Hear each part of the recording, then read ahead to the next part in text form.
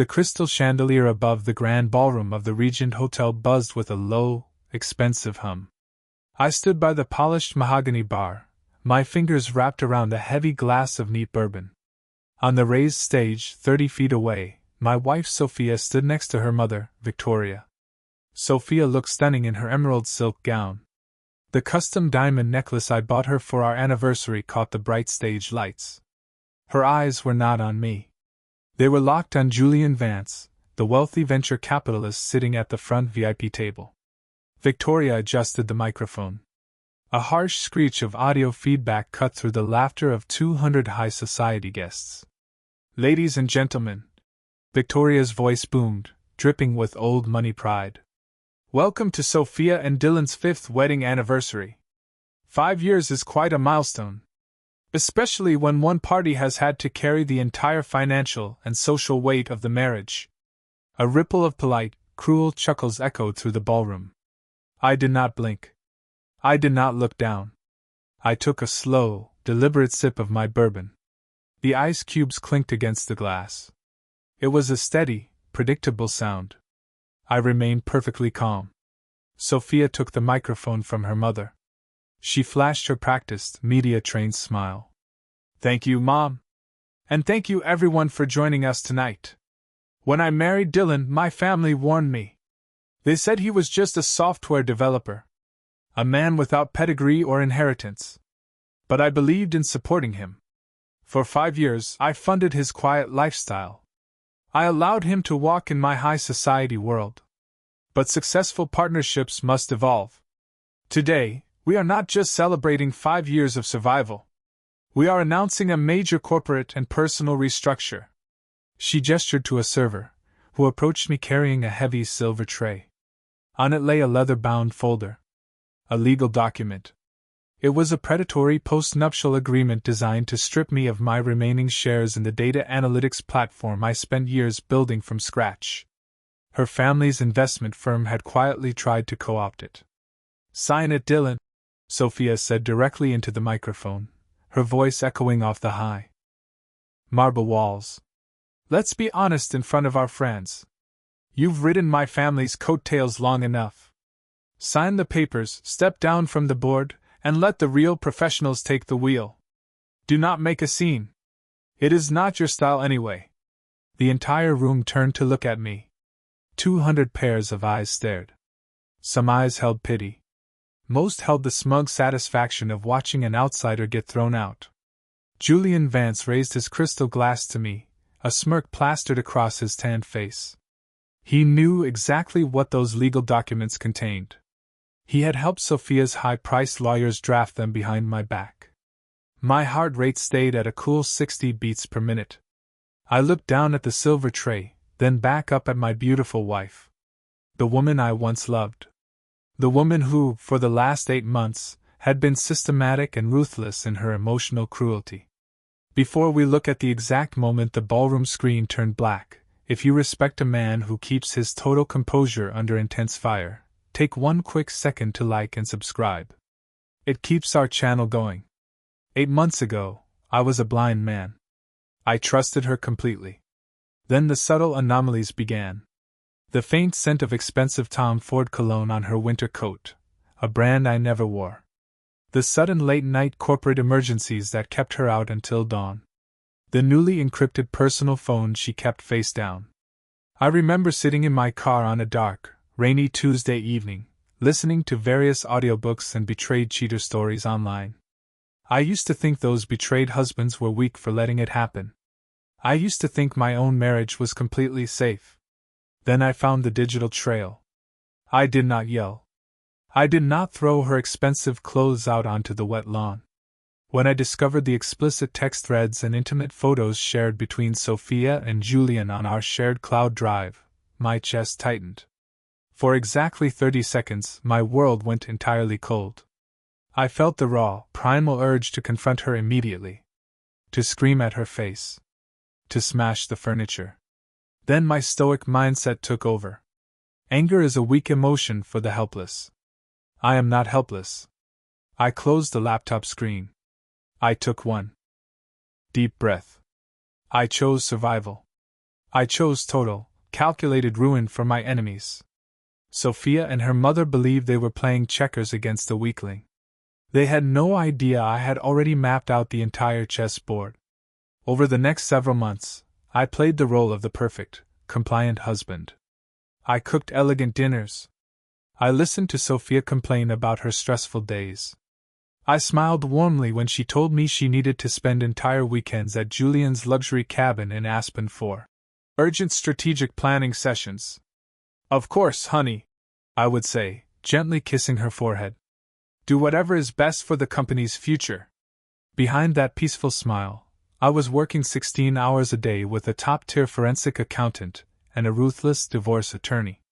Sofia's family business, Vanguard Holdings, was a beautiful house of cards. They desperately needed my proprietary data algorithms to secure a massive $50 million federal contract. Without my official signature on the asset transfer documents, their firm was technically insolvent. They thought they could bully me into signing tonight by using public humiliation as a weapon. They assumed my pride would crack under pressure, or that I would sign the papers just to make the public embarrassment stop. They miscalculated terribly. Back in the grand ballroom, the silence stretched. The thick tension was heavy enough to choke on. Victoria cleared her throat loudly into the microphone. Well, Dylan? We are all waiting. Do not tell us you have lost your tongue along with your career ambition.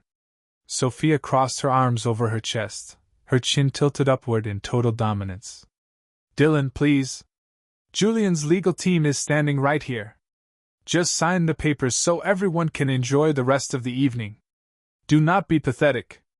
I set my heavy glass down on the mahogany bar. The sharp sound echoed slightly. I walked toward the raised stage. My steps were measured and slow. My posture was straight. I did not look like a defeated victim. I looked like a senior executive walking into a routine staff meeting. As I reached the steps of the stage, I glanced over at the tech booth located in the back of the room. The young AV technician met my cold gaze. He gave me a barely perceptible nod. I had paid him $5,000 in untraceable cash exactly 3 hours ago. His instructions were simple: when I give the signal, override the main system projector. I stepped onto the stage, faced my wife, and clicked the black remote control. The screen flashed to life, broadcasting the hidden bedroom video. The trap was sprung. To understand the look of absolute terror that froze Sofia's face the exact second that ballroom screen lit up, we have to rewind. We have to go back exactly 3 months. That was the day the comfortable, expensive illusion of my life shattered into 1,000 sharp pieces. It was a chilly Tuesday evening in mid-March. The Boston rain was drumming a relentless, metallic beat against the windows of our suburban home. Sofia was supposedly at an executive charity gala downtown. I was sitting at the kitchen island, staring at a half-empty mug of black coffee that had gone cold hours ago. For months, the atmosphere in our house had been shifting. It was subtle at first. A cold shoulder here, a sharp remark there. Sofia had always been ambitious, a trait inherited from her old money mother, Victoria. But lately, her ambition had curdled into something ugly and venomous. She began treating me like an inconvenient tenant in my own home. If I spoke about my data analytics platform, Apex Data, she would sigh loudly and look at her watch.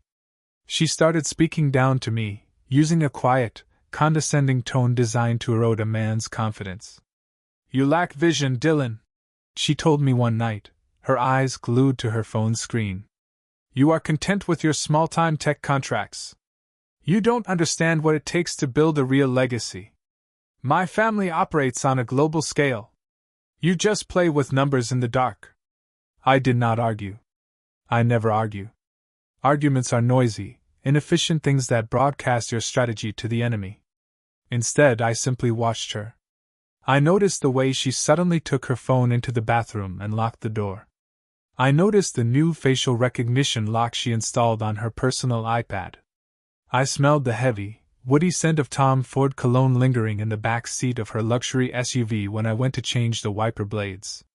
It was not my cologne. I use an unscented shaving balm. As a software engineer, I don't rely on gut feelings.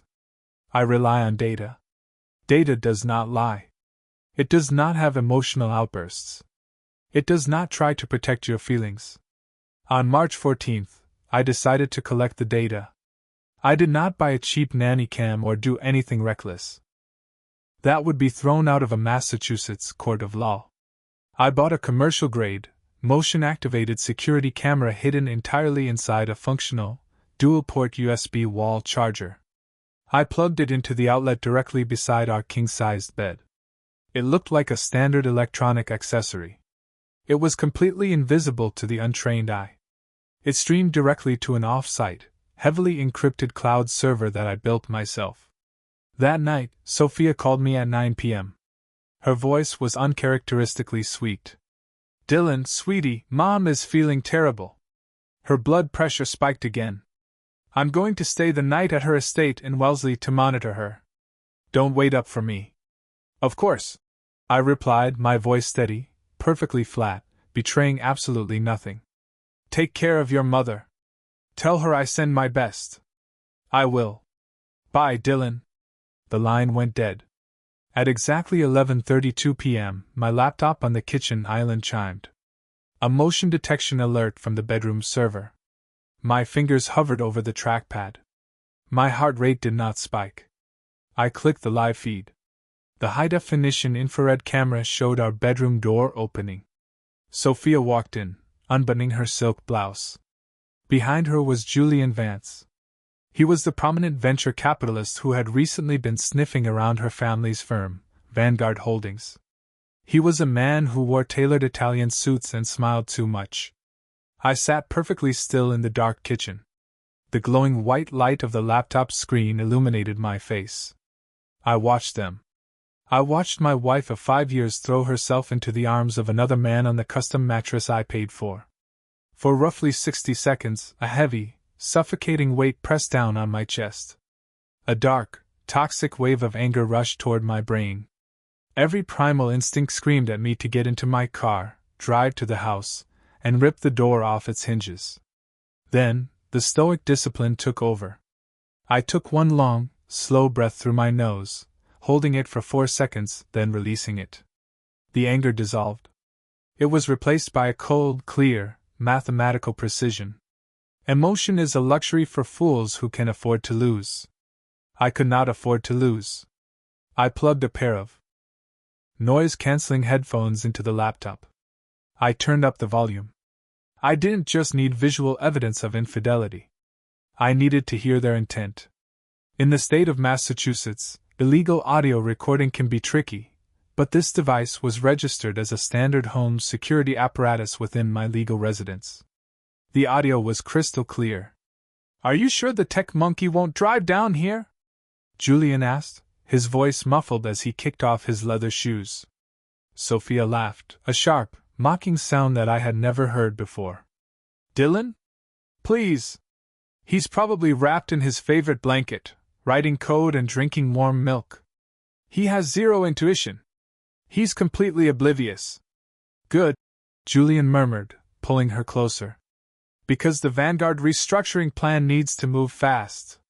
My legal team has the asset transfer documents ready.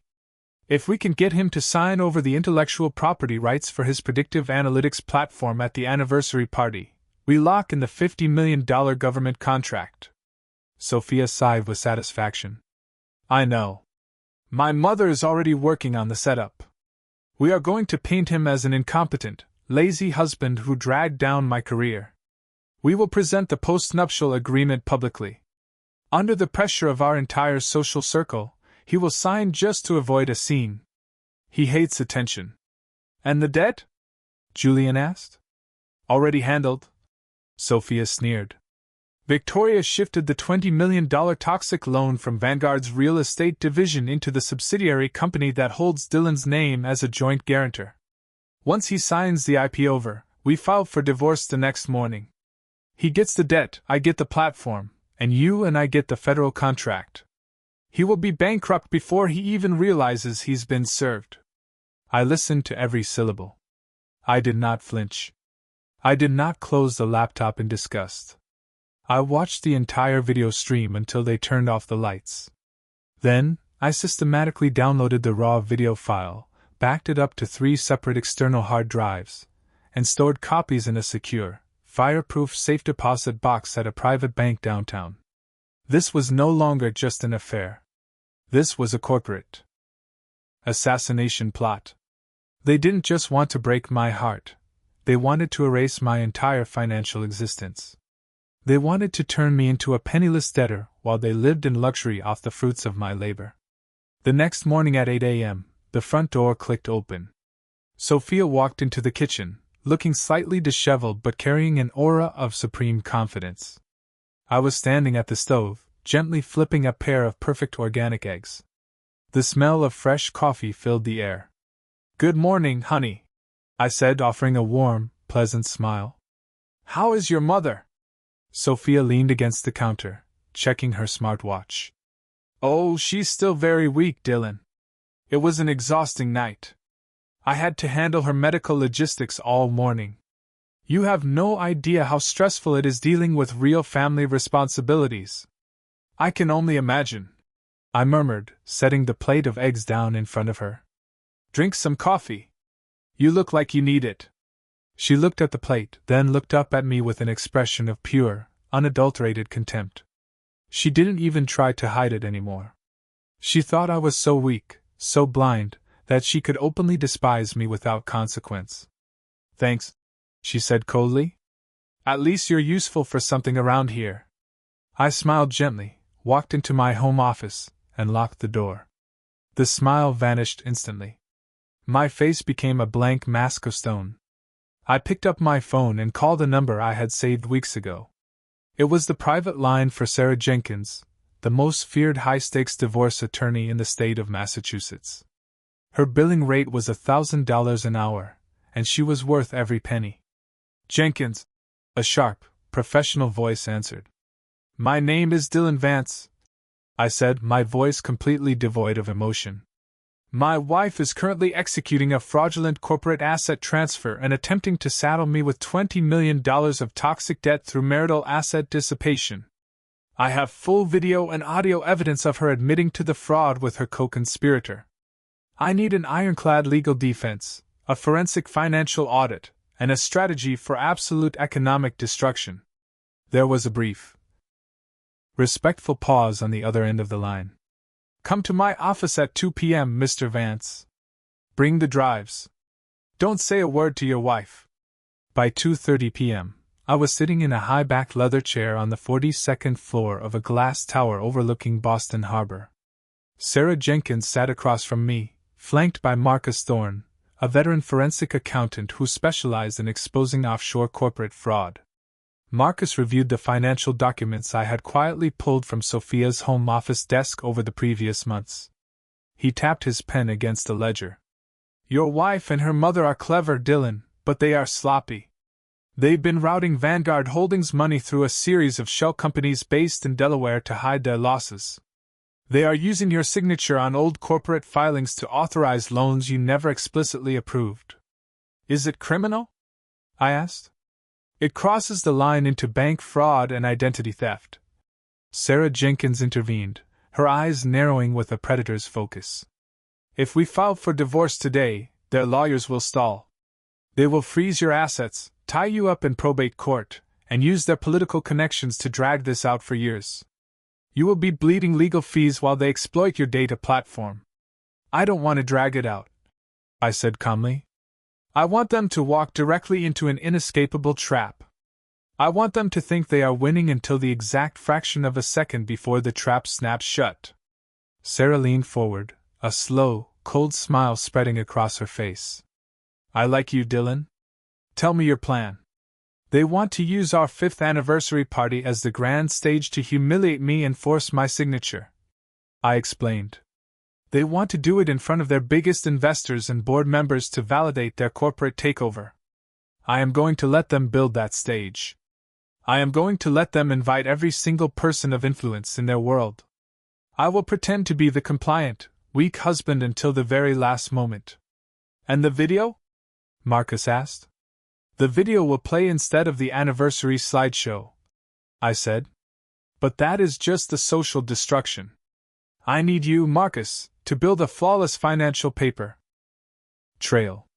I want the IRS and the Securities and Exchange Commission notified precisely 30 minutes before the video plays. I want their corporate bank accounts frozen the exact same night. For the next 90 days, I lived in a state of dual reality. I was a ghost haunting my own life. Every single evening, I sat across from Sofia at the dinner table. I let her insult my intelligence. I let her mother, Victoria, come over to our house and lecture me on how I was a disappointment to their family lineage. A man should provide, Dylan. Victoria sneered one evening, swirling her wine glass. Sofia is carrying the entire weight of this family's reputation. You should be grateful she hasn't traded you in for a real partner yet. I looked at Victoria. I looked at her expensive facelift, her gold jewelry, her arrogant, wrinkled eyes. I thought about the forensic accounting reports sitting in my office safe, proving that Victoria had embezzled $3 million from her own company's pension fund to pay off her personal gambling debts in Atlantic City. You're right, Victoria, I said, my voice smooth and filled with artificial humility. I am very grateful for everything Sofia has done for me. Sofia smirked at her mother, completely validated in her belief that I was a coward. They truly believed they were superior beings who could stomp on a regular man without ever paying the price. They had no idea that every time they opened their mouths, they were just adding more rope to their own gallows. How many of you would have the icy restraint to look your betrayer in the eye every single day, pour her wine, kiss her cheek, and tuck her into bed, knowing exactly what she did? It takes a toll on your mind. But every time I felt a sliver of fatigue, I remembered the image on that laptop screen. I remembered the sheer malice in her voice when she called me a tech monkey. I wasn't angry anymore. I was just a mathematician solving an equation. And the final solution was rapidly approaching.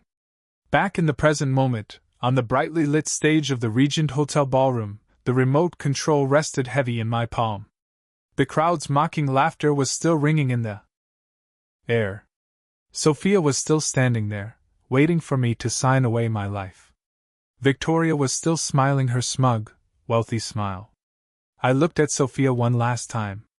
I pressed the button. The main projector screen behind us flickered twice, turned completely black, and then erupted with the crystal-clear audio of her own voice laughing in our bedroom. The game was over. The strategy of the hunt is simple. You do not corner a wounded animal. You make the predator believe its prey is already dead. After leaving Sarah Jenkins' high-rise office that afternoon, my path was clear. I needed to become exactly who Sofia and her mother thought I was, a docile, defeated nobody. A man who would quietly take the scraps from their table. Narcissists suffer from a specific blindness. They cannot comprehend that someone else might be smarter than them. They view kindness as weakness and silence as submission. I used that blindness as my primary weapon. Dylan, we need to talk about the future of Apex data, Sofia said a few days later. She threw a heavy stack of papers onto the kitchen island. I was calmly chopping vegetables for dinner. The knife hit the cutting board with a steady, rhythmic click. Click. Click. Click. My movements were precise. My mind was entirely focused. What about it, honey? I asked without looking up from the celery. Vanguard Holdings wants to integrate your platform into our main portfolio, she said. Her voice had that sharp, managerial edge she usually reserved for her underpaid interns. It's the only way to scale it properly. You've hit a ceiling here, Dylan. Quite frankly, you don't have the corporate teeth to handle the big fish in this industry. Julian Vance thinks your limited mindset is holding the technology back. I stopped chopping. I looked down at the legal papers. I let my shoulders slump slightly, feigning vulnerability. I even forced a small, nervous twitch into my right hand. It was a minor behavioral detail, but she noticed it instantly. Her eyes gleamed with absolute satisfaction. She thought she saw fear. She thought she saw a man on the verge of breaking. Julian thinks that? I asked, keeping my voice pitched slightly higher than usual to simulate anxiety. But I built that predictive algorithm from scratch, Sofia. It is my life's work. It's the only asset I truly own. She stepped closer to me. The familiar scent of her expensive perfume filled the space between us. She placed a manicured hand on my shoulder. It wasn't a gesture of affection or comfort. It was a physical claim of ownership. It was the touch of a master ensuring her property was behaving. I know, Dylan. But marriage is a partnership. My family has protected you socially for 5 years. Now, it's time for you to protect us financially. Sign the preliminary intent form. Let Julian handle the heavy lifting. Trust me. I know what is best for us. I need some time to look it over. I stammered, looking away. It feels like I'm giving away my entire identity. She rolled her eyes in deep disgust and pulled her hand back as if she had touched something contaminated. Don't be dramatic, Dylan. You have until the anniversary party to get your head straight. Don't embarrass me by dragging your feet in front of the board. The papers she left behind were a trap, but thanks to Marcus Thorne, I already knew the exact mechanics of their poison pill. They had created a fraudulent entity called Apex Solutions LLC. It sounded almost identical to my legitimate corporation, Apex Data Incorporated. Their plan was simple yet completely devastating. They were going to use the preliminary intent form to legally merge my platform into Apex Solutions LLC. Then, they would transfer a $20 million toxic debt from Vanguard's failing luxury real estate portfolio straight into that new entity. Because my name was listed as the sole managing member of Apex Solutions LLC on the forged state registry documents, the entire debt would land on my shoulders. Meanwhile, the actual intellectual property, the algorithm, would be stripped away and sold to Julian Vance's primary fund for $1. A week later, Victoria came over to our house. She didn't come alone. She brought Julian Vance with her under the guise of an informal business dinner to finalize the details of the upcoming anniversary gala. They sat in my dining room, casually eating the prime rib I had spent 4 hours preparing from scratch. I stood at the end of the table, pouring them wine like an obedient servant. Julian sat directly next to my wife. His hand casually brushed her knee under the table. I saw it clearly through the reflection of the glass china cabinet. My pulse remained completely steady. I didn't say a word. I simply poured him more Cabernet Sauvignon, filling his glass to the exact correct level. Excellent vintage, Dylan, Julian said, raising his glass toward me with a smug grin. He looked me dead in the eye. You really know your way around a kitchen. It's a shame you don't have the same aggressive drive in the corporate boardroom. The business world requires a killer instinct, buddy. Victoria chuckled quietly, wiping her mouth with a silk napkin. Oh, Julian, don't tease him. Dylan knows his place. He keeps the house warm and the computers running smoothly. Every successful corporate woman needs a quiet, domestic support system at home. Someone has to take care of the mundane details. Sofia didn't defend me. She never did anymore. She laughed right along with them, sipping her wine. He's just a simple guy, Mom. That's why I married him initially. I thought he would provide a stable anchor. She looked up at me, her eyes cold and piercing. But stability shouldn't turn into total stagnation, Dylan. You need to sign those transfer papers before the Regent Hotel Gala next week. We have institutional investors flying in from New York. They need to see a united front from our family. I'm still reviewing the specific clauses with a local lawyer. I lied, looking down at my own plate, playing the role of the overwhelmed husband perfectly. Julian laughed out loud, a boisterous, condescending sound that filled the room. A local lawyer? Dylan, buddy, don't waste your pennies on some strip mall attorney. Our corporate legal team at Vance Capital already vetted everything. It's standard procedure. Just sign the damn line. Don't let your fragile ego ruin a $50 million federal contract for your wife's family business. I took a slow bite of my steak. I chewed calmly. The arrogance in the room was thick enough to taste. They truly believed I was a blind lamb walking willingly into their slaughterhouse. They had no idea that every single word they spoke was being recorded by the high-definition USB charger camera right behind Julian's head. Ask yourself this. If you were sitting at your own dinner table, watching your wife's lover drink your wine and insult your intelligence, while your mother-in-law laughed, could you stay silent? Could you look at the paper trail of their imminent destruction in your mind and smile? Most men would crack under that level of disrespect. They would grab a bottle, smash it, and ruin their own future in a single moment of blind fury. But I didn't. Fury is a blindfold. I needed perfect eyesight to complete the trap. 2 weeks before the anniversary party, Marcus Thorne hit the payload. He uncovered the definitive smoking gun. Sofia and Victoria had forged my signature on a corporate guarantee for a $5 million bridge loan from an offshore bank in the Cayman Islands. They used that money to prop up Vanguard's bleeding balance sheet while they waited for my data platform to rescue them. This wasn't a standard divorce issue anymore. This was a major federal crime. Sarah Jenkins acted with surgical precision. She prepared a massive civil lawsuit under the RICO Act, alleging a systematic pattern of racketeer-influenced and corrupt organizations within Vanguard Holdings. She also drafted the divorce petition, citing egregious financial misconduct and asset dissipation. On Monday morning, exactly 6 days before the party, I walked into the IRS field office in Boston. I submitted an official whistleblower application under Section 7623(b). I handed over 3 encrypted flash drives containing Marcus's forensic audit reports, the forged corporate signatures, and the offshore bank routing numbers. The IRS moves like a tidal wave when $20 million in unpaid corporate taxes and fraudulent transfers are involved. They agreed to coordinate the asset freeze to hit exactly at 8:30 p.m. on the night of our anniversary. Next was the SEC. Julian Vance was a licensed broker-dealer. Using insider knowledge to short-sell stock before a forced asset merger is a direct violation of federal securities law.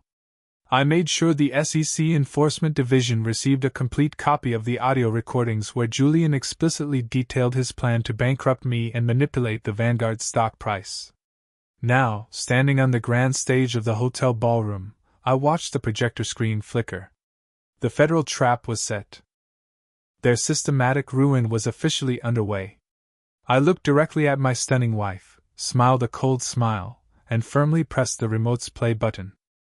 The massive 90-inch laser projector screen behind the stage did not show the curated slideshow of our 5-year marriage. It did not show the carefully staged photos of Sofia and me smiling on vacation in Maui, or laughing at a winery in Napa Valley. Instead, the screen erupted in a blinding flash of high-definition, infrared light. The advanced audio system, which Victoria had meticulously fine-tuned to ensure her snide remarks reached every single corner of the room, blasted a sound that made 200 people instantly freeze mid-breath. It was the unmistakable sound of heavy, intimate breathing. Then, a distinct, mocking laugh cut through the expensive air. "Are you sure the tech monkey won't drive down here?" Julian Vance's voice echoed through the grand ballroom, rich, loud, and dripping with arrogance. The silence that fell over the room was absolute. It was the kind of thick, pressurized silence that makes your ears ring. Nobody moved. A waiter holding a heavy silver tray of crystal champagne flutes stopped dead in the center aisle, his eyes locking onto the screen in sheer fascination.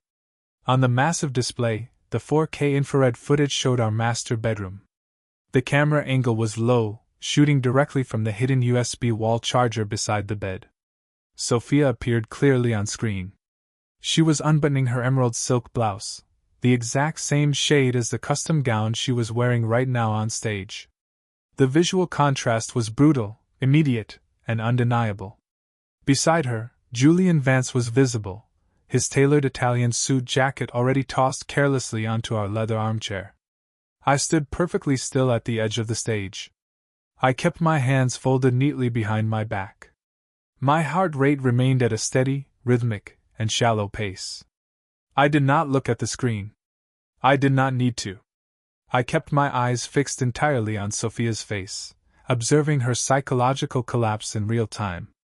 The transformation was spectacular. The haughty, superior smile she had worn just a second ago dissolved completely.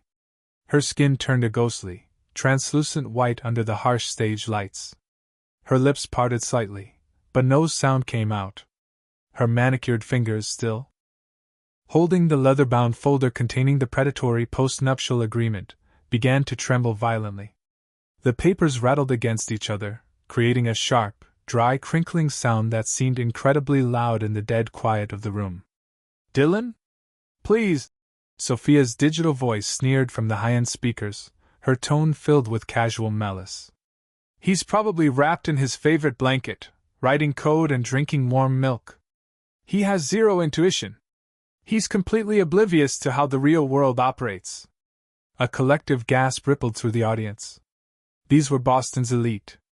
Institutional investors, venture capitalists, senior board members of Vanguard Holdings, and our personal social circle. They knew Julian Vance. They knew Sofia. They looked from the screen to the stage, their faces twisting from smug amusement to absolute, unadulterated horror. Victoria, standing next to her daughter, lunged toward the microphone. Her face was flushed a dark, dangerous purple, the veins in her neck bulging violently against her diamond choker. "Turn it off! Turn that garbage off right now!" she screamed, her voice cracking with pure panic. She waved her arms frantically at the tech booth located in the far back of the ballroom. "Tech! Shut the power down! I will have you fired, sued, and blacklisted from every luxury venue in New England." The young technician didn't move a single finger. He sat in the dark booth, his face illuminated only by the blue glow of his monitors, ignoring her completely. He knew he had $5,000 in untraceable cash in his pocket, and a legally binding resignation letter already signed and submitted. He was safe. Victoria's empty threats couldn't touch him anymore. Julian Vance sat at the front VIP table. He had been in the middle of taking a slow sip of his expensive vintage wine when his own voice began detailing his criminal conspiracy. He froze instantly, the crystal glass hovering exactly 2 inches from his mouth. His eyes were wide, bloodshot, and locked on the screen. A single bead of sweat broke from his hairline and rolled down his airbrushed cheek, dripping onto his immaculate white collar. The video did not stop at the simple exposure of the infidelity. It cut sharply to the dinner we shared at our house just a week ago. The hidden camera in the dining room china cabinet had picked up the audio perfectly. "The Vanguard restructuring plan needs to move fast." Julian's recorded voice boomed over the crowd, stripping away any defense they could possibly manufacture. "If we can get him to sign over the intellectual property rights for his predictive analytics platform at the anniversary party, we lock in the $50 million government contract." Victoria shifted the $20 million toxic loan from Vanguard's real estate division into the subsidiary company that holds Dylan's name as a joint guarantor. "Once he signs the IP over, we file for divorce the next morning. He gets the debt, Sofia gets the platform. He will be bankrupt before he even realizes he's been served." The crowd erupted into a chaotic storm of whispers, sharp intakes of breath, and frantic murmurs. The senior board members of Vanguard Holdings looked at each other in utter shock and anger. Julian wasn't just exposing an affair, he was broadcasting a massive corporate fraud, identity theft, and an illegal asset-shifting scheme straight to his own primary investors. I stepped forward, moving toward the center of the stage. My leather dress shoes clicked softly against the polished hardwood. The sound was distinct, controlled, and precise. It drew every single eye in the room back to me. The weak, compliant husband they had spent 5 years mocking was gone. I stood tall, my shoulders square, my face an unreadable mask of absolute, calculated stone. "Dylan," Sofia whispered, her voice trembling as she finally managed to find her tongue. She dropped the legal folder onto the stage floor. The heavy leather hit the wood with a dull, heavy thud. She took a fragile step toward me, her hands raised in a desperate, pleading gesture. "Dylan, please, listen to me. This isn't what it looks like. It's a setup. It's an AI deepfake created by our competitors. Someone is trying to ruin our family. You know me, Dylan. I love you. We can fix this." The sheer audacity of her gaslighting was almost amusing. Even at the absolute nadir of her public exposure, she still believed she could manipulate my mind. She still thought I was the stupid tech monkey who would believe a blatant, ridiculous lie just to preserve my own fragile ego and avoid a public scene. She underestimated my lack of emotion. I didn't answer her. I didn't yell. I didn't call her a liar. I simply lifted my left arm and looked down at my watch. It was exactly 8:30 p.m. Right on cue, a sudden, erratic chorus of electronic chimes, high-pitched rings, and heavy vibrations echoed through the ballroom. It started at the front VIP tables and rapidly spread toward the back rows. Dozens of smartphones began buzzing simultaneously against the wooden tables. These weren't personal text messages or social media notifications. These were urgent corporate alerts, high-priority legal emails, and automated financial banking notifications. Julian Vance's phone on the front table vibrated so violently it nearly slid off the linen tablecloth. He dropped his wine glass entirely. The rich red liquid spilled across the white fabric, looking exactly like a fresh pool of blood. He grabbed his phone with shaking hands, his eyes scanning the screen. "What is it?" Victoria demanded from the stage, her voice trembling with a toxic mixture of rage and terror. "Julian, what the hell is happening down there?" Julian stood up slowly, his chair screeching loudly against the marble floor. His face was entirely gray, devoid of any color. The air of supreme confidence he usually carried around like a shield had completely vanished. "My funds," he stammered, his throat tight and choked. "The SEC. They just filed an emergency asset freeze against Vance Capital. My personal accounts, the corporate clearing accounts, everything is locked down. They're alleging insider trading, market manipulation, and wire fraud." Before Victoria could even process his words, her own iPad, which she used to monitor Vanguard Holdings' real-time financial performance, lit up with a persistent red notification. Her administrative assistant was calling her repeatedly through the secure internal line. When she ignored it, an automated federal email alert from the compliance portal flashed across the screen in bold, black letters: Internal Revenue Service Notice of Levy and Asset Seizure, all operational accounts frozen pending criminal investigation. The trap had snapped shut with mathematical perfection. The social destruction was total, but the financial and legal ruin was absolute.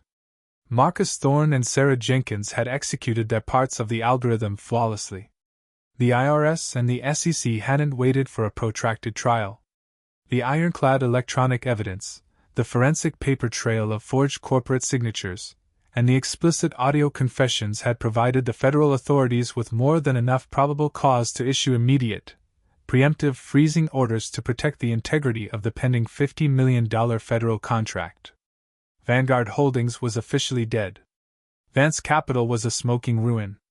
The board members at the surrounding tables immediately began distancing themselves from the blast radius. Men and women who had been laughing at Victoria's cruel jokes minutes ago were now frantically calling their own legal counsels, pulling their capital commitments, and scrambling to exit the ballroom before the press arrived. Sofia looked at her mother, then at Julian, and finally back at me. The harsh reality of her situation was finally crashing through her thick layer of narcissistic delusion. She wasn't just an exposed cheater in front of her friends. She was a bankrupt, soon-to-be indicted felon facing years in a federal penitentiary. "You did this," she said, her voice dropping to a harsh, venomous whisper that was barely audible over the growing chaos in the room. Her eyes filled with pure, unadulterated hatred. She took 2 steps toward me, her manicured nails curling into claws. "You pathetic piece of trash. You ruined my family. You ruined my life. I will tie you up in court for the rest of your miserable days. I will take every single thing you have left." I stood my ground, my posture perfectly relaxed. I didn't move back an inch. I looked down at her from my position of absolute dominance. The silence between us was heavy, pressurized, and cold. "You won't take anything, Sofia," I said, my voice quiet, calm, and perfectly clear. The microphone on the podium picked up my words, broadcasting my response to the entire remaining crowd. "Because as of 8 p.m. tonight, Sarah Jenkins officially filed for divorce in the state of Massachusetts. The filing includes a full forensic audit proving systemic marital asset dissipation and corporate fraud committed by you and your mother. I paused, letting the immense weight of my words settle over her like a heavy shroud. Every single asset under Apex Data Incorporated is fully protected under a proprietary intellectual property trust that your family's legal team can't touch. I continued, a faint, moronic smile touching the corners of my lips. And as for the $20 million toxic debt you tried to shift onto me? The state registry office has already been notified of the identity theft and signature forgery. The sole responsibility for that debt remains with Vanguard Holdings. Or what's left of it. Victoria let out a strange, choking sound and collapsed backward into her chair on the stage, her hands clutching her chest as her breathing became labored. Sofia stood completely frozen, staring at me as if she were looking at a complete stranger. She was. She had spent 5 years living with a man she thought she could control, completely blind to the fact that she was sharing a bed with her eventual executioner. Julian Vance tried to quietly slip toward the emergency exit at the side of the ballroom. He didn't make it. As he reached the heavy mahogany doors, they swung open violently. 2 men in dark, identical suits and long trench coats stepped into the room. They carried leather credentials rimmed with gold. Federal agents from the SEC's Criminal Investigation Division. Julian Vance? The lead agent asked, his voice echoing off the high marble walls. Julian stepped back, his hands automatically rising in compliance. The entire ballroom watched in absolute silence as the agent stepped forward, grabbed his arms, and secured his wrists in heavy steel handcuffs. The metallic click of the cuffs was the definitive punctuation mark at the end of his career. I walked down the steps of the stage, leaving Sofia standing entirely alone in the bright, cruel spotlight. I walked past the tables of stunned society elites who didn't dare meet my cold gaze. I picked up my wool coat from the coat check, slipped it on, and walked out through the grand entrance of the Regent Hotel into the night. The cold Boston night air hit my face as I walked through the revolving doors of the Regent Hotel. It felt beautifully crisp and clean. It washed away the suffocating scent of Sofia's expensive perfume and the stale humidity of the packed ballroom. I pulled the thick wool collar of my dark coat up tightly against the biting wind. I didn't look back at the flashing blue police lights refracting against the hotel's brick facade. I didn't need to. The complex equation was solved. The execution was complete. The next few weeks unfolded with the beautiful, cold predictability of a well-written code. My brilliant legal team, spearheaded by Sarah Jenkins and Marcus Thorne, dismantled Vanguard Holdings piece by piece with surgical precision. The initial asset freeze by the Internal Revenue Service turned into a full-scale federal indictment. Victoria's secret bank transfers to Atlantic City were exposed to the public. She suffered a minor stroke from the stress, but her high-priced medical bills couldn't be paid by frozen corporate accounts. She was forced to sell her beloved Wellesley estate to cover basic legal retainers. It sold for pennies on the dollar. Sofia tried to fight. She hired an aggressive defense attorney who tried to claim emotional distress and digital manipulation. But you cannot argue with hard, cold data. The forensic paper trail was absolute. The 4K bedroom video, fully authenticated by a certified digital forensics expert, left no room for doubt. Faced with charges of bank fraud, identity theft, and grand larceny, her legal team collapsed. They advised her to take a plea deal. The final divorce decree was signed in a quiet, gray courtroom downtown. Sofia sat exactly 3 feet across the aisle from me, wearing a cheap, faded, off-the-rack dark polyester suit. Her hair was messy. Her arrogant, superior posture was completely gone. She looked hollow. She looked older. She didn't look at me once. She couldn't. I had taken her entire identity, her wealth, her social standing, her pristine reputation, and reduced it to a public criminal record. Under the terms of the settlement, I retained 100% ownership of Apex Data Incorporated. The intellectual property trust remained completely untouched. Sofia received 0 spousal support. Instead, the judge ruled that she and her mother were solely responsible for the $20 million toxic debt from Vanguard's fraudulent real estate operations. They were officially bankrupt. Sofia faces up to 7 years in a federal penitentiary when sentencing begins next month. Julian Vance is currently sitting in a federal holding cell, unable to post his $5 million bail since his corporate accounts were completely seized by the SEC. His venture fund dissolved overnight. I didn't celebrate. I didn't throw a party. That evening, I sat in my new apartment overlooking the harbor. The room was minimalist, quiet, and completely peaceful. I poured a single glass of bourbon. No ice. I looked out at the dark water, listening to the gentle hum of my laptop running a new script. For 5 years, I had been an outsider playing a game on their rig board. But they forgot one fundamental rule of power: the quietest person in the room is often the most dangerous. I let them believe they were the masters, right up until the second I pulled the plug on their entire world. My life belongs to me again. My hard-earned assets are perfectly secure. My personal and professional name is now entirely clear. Some people might look at my calculated restraint and call it cold. They might say I should have confronted Sofia the very night I found that first video file. They might think waiting 80 days to destroy a person's life is too cruel. But I look at the result. I look at absolute, permanent justice. So, I leave you with a question. If you discovered your partner was systematically trying to ruin your life while sleeping with your business rival, what would you do? Would you let your anger explode immediately and risk losing everything? Or would you have the icy discipline to play the long game, smile at their face, and wait for the perfect checkmate? Drop your thoughts in the comments below.